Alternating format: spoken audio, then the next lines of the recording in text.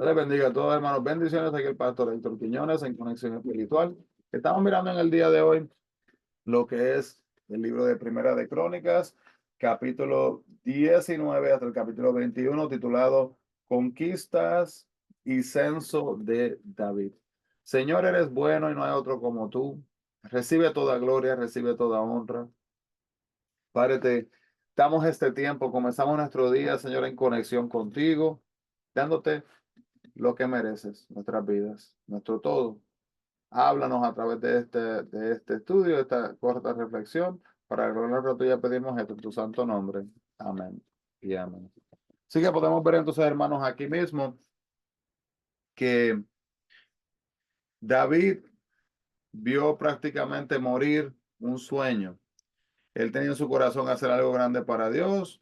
A pesar de las palabras de la prohibición del profeta, David pudo haber insistido quizás en lograr su propósito, ¿verdad? Para construir este templo. Pudo haber seguido con sus planes de construir el templo de todas maneras y realizar su sueño, que fíjese, no era el sueño de Dios, no era el plan de Dios. Entonces, al final el templo estaría silencioso y vacío, porque Dios no estaba en los planes y no habría bendecido la obra. Y en el proceso David habría perdido la bendición mucho mayor que tenía asimismo Dios para él. Quizás Dios quiera, ¿verdad?, que nosotros intentemos algo grande para él. Por otro lado, quizás aún más allá de lo que nosotros desearíamos hacer o deseamos hacer, porque Él tiene plan y propósito con lo que nos está guiando y nos está llevando a hacer. Así que tenemos que consagrar nuestros sueños y observar a Dios obrar a sí mismo a través de ellos, después que sigamos el plan divino de Dios. Así que el general David, hombre de guerra, la vida de David en los capítulos 18 al 20 parece un capítulo de la Segunda Guerra Mundial. Y estos 44 versículos se pueden descubrir por lo menos una docena de batallas diferentes, hermanos. ¿Cuántas se pueden ver si usted se pone a mirar ahí? Y entender que antes de hacer algo grande, hermanos, para Dios, tenemos que dejarle que Él haga entonces así mismo algo grande dentro de nuestras vidas. Así que podemos ver en este momento, capítulo 19 al 21, vemos que la tierra de Amón estaba en la frontera oriental de Israel y esta nación tuvo un comienzo sórdido. Su antepasado fundador, Ben-Ammi, fue concebido por medio del incesto de Lot y su hija. Y las amonitas, que eran enemigos constantes de Israel, alcanzaron su más grande fortaleza en los días de los jueces. David fue el primer líder militar de Israel que los oprimió. Hanún interpretó mal las intenciones de David y debido a que exageró sus sospechas, trajo desastre sobre sí mismo. Es posible, ¿verdad?, que experiencias pasadas nos vuelvan desconfiados hacia los demás, haciéndonos cuestionar cada movimiento y suponiendo segundas intenciones en motivaciones, pero tenemos que entender, hermanos, que no solamente por tener esa duda, ¿verdad?, sean las cosas siempre así. Tenemos que confiar en Dios y que sea el plan de Él y no nuestros pensamientos.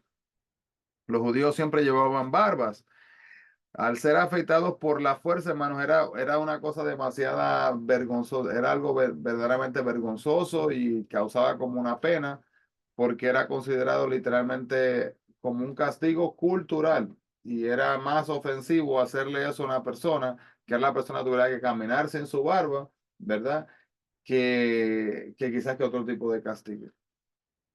Entonces las acciones de Amón humillaron a estos hombres e insultaron a Israel. Y en lugar de admitir su error y buscar perdón y reconciliación, Hanún gastó una gran suma de dinero para encubrir su falta. Pagó un alto precio por esta acción, como lo dice el capítulo 23 del 1 al 4. A menudo nos cuesta más cubrir un error, hermanos, que admitirlo con sinceridad. Y en lugar de agravar un error poniéndonos a la defensiva, vamos a buscar el perdón y reconciliación tan pronto como nos demos cuenta de lo que hemos hecho y vamos entonces así mismo a poder ahorrar mucho tiempo, sufrimiento y muchos problemas de igual manera.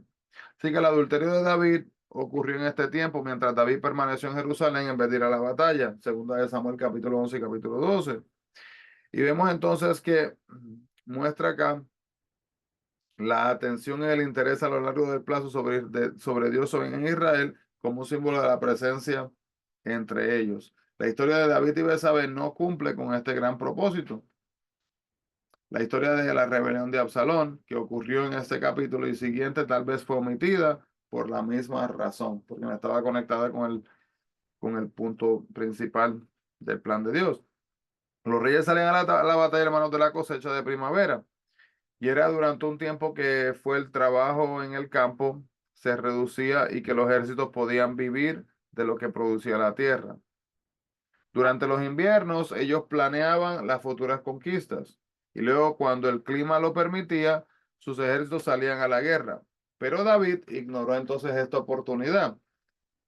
Él permaneció en su casa y envió a Joab, líder del ejército. Fue durante este tiempo de inactividad que pecó con Betsabé. Tenemos que reconocer, hermanos, estas épocas de primavera en nuestras propias vidas, ¿verdad? Los tiempos en que Dios quiere que respondamos, vamos a tomar la iniciativa, vamos a hacer su voluntad. Y en esos tiempos son momentos críticos, ¿verdad? Que podemos estar quizás aún hasta más sensibles a la tentación, tengamos cuidado. Raba era la capital de los amonitas y es el sitio de la Amán moderna, lo que es en Jordania.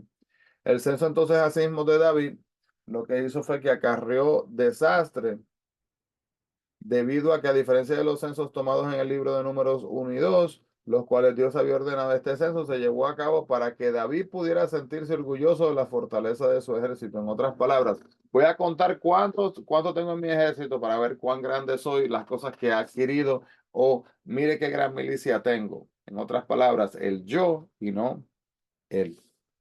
El texto bíblico dice que Satanás incitó a David para hacer un censo en el capítulo 21, versículo 1, que dice, pero Satanás se levantó contra Israel e incitó a David a que hiciese censo de Israel.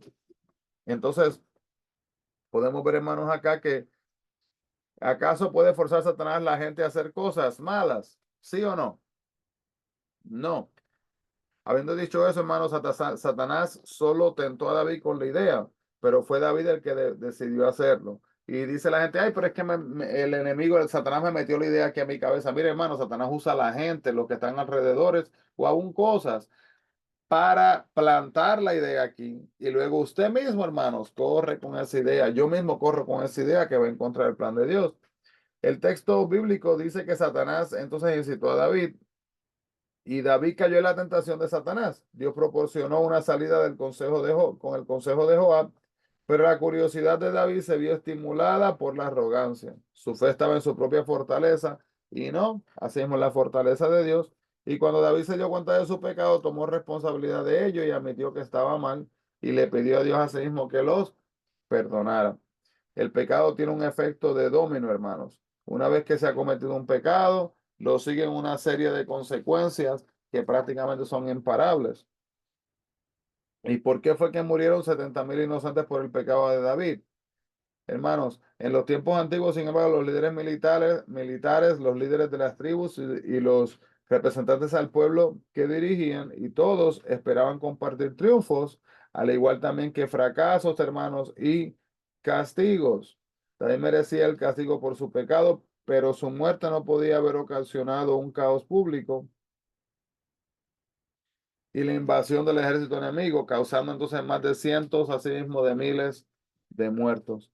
Entonces, cuando David quiso comprar la tierra de Ornán para construir un altar, Ornán le ofreció generosamente como regalo, pero David le rechazó.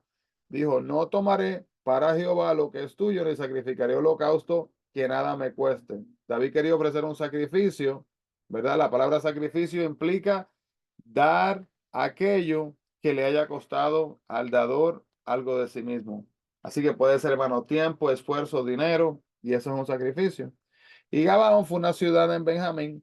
Luego que Saúl venció a Nob, quien era benjamita, Saúl se trasladó el tabernáculo a Gabaón y fue encontrada entonces en el noreste, asimismo de Jerusalén, como a 2 horas de viaje. Y del trágico error de David surgió la compra, asimismo, de un terreno que sería el sitio del templo. Y el símbolo de la presencia de Dios entre Gabaón, entre su pueblo. Y cada vez que el pueblo fuera al templo, recordaría, hermano, ¿verdad? Que Dios es su verdadero rey y que todos, incluso su rey humano, es falible y sujeto al pecado. En otras palabras, un recordatorio, no podemos poner nuestra vista, hermanos, en el que está al frente, en los líderes que están al frente, como si fueran perfectos y ellos no fallaran. Dice a veces la gente, ¿verdad? Cuando un líder falla y cae y termina aún hasta saliéndose de la iglesia, dándole la espalda a Dios, dicen, ah, mira, mira qué hipócrita, yo lo sabía. O dice la gente, ah, mira, y después yo, ¿cómo voy a servirle yo a Dios? Hermano, le va a servir a Dios simplemente, porque usted le sirve a Dios por quien Dios es, por su esencia y por quien Él ha sido en su vida, no por lo que diga yo, por lo que diga el hermano o la hermana que esté parado frente a la iglesia. Señor, te adoramos y agradecemos por esta oportunidad donde podemos ver tu palabra. Asimismo, en base a tu plan y propósito divino sobre cada una de nuestras vidas. Ayúdanos a entender tu plan y a no distraernos, Señor, con nuestros pensamientos y nuestros deseos personales, olvidándonos de tu plan divino y de tu propósito en nuestras vidas. En tu santo nombre, Padre, que sea tu voluntad en el nombre de Jesús. Amén y amén. Dios le bendiga grandemente, hermanos, y no se olviden, busquemos la presencia del Señor. Bendiciones.